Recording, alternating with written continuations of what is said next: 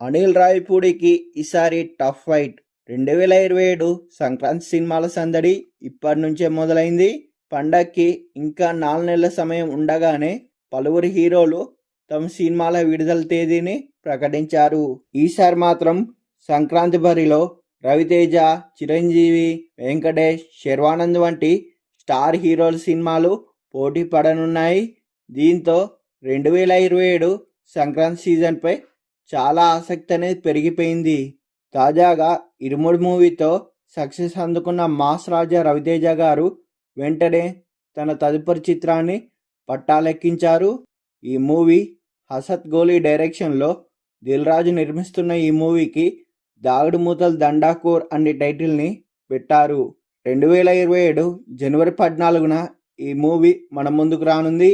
అలాగే సంక్రాంతి సినిమాల హడావిడి వారం ముందు నుంచే మొదలు కానుంది.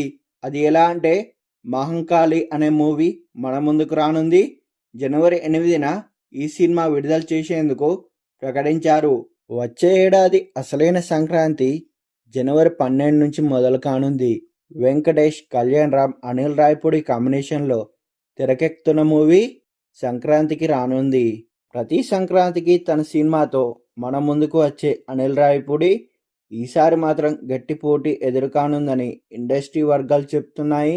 వెంకటేష్ గారి సినిమా విడుదలైన మరుసటి రోజే మెగాస్టార్ చిరంజీవి నటిస్తున్న కాకా సినిమా థియేటర్లోకి రానుంది.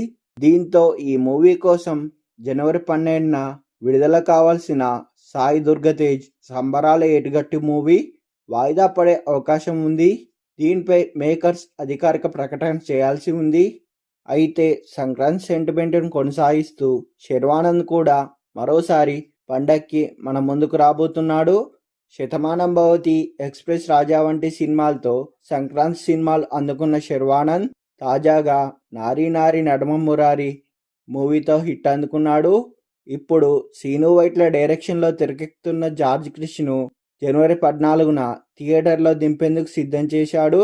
ఇలా జనవరి 8 నుంచి జనవరి 14 వరకు వరుసగా పలు భారీ సినిమాలు థియేటర్లోకి రానుండడంతో 2027 సంక్రాంతి బాక్సాఫీస్ వార్ చాలా ఇంట్రెస్ట్గా మారింది.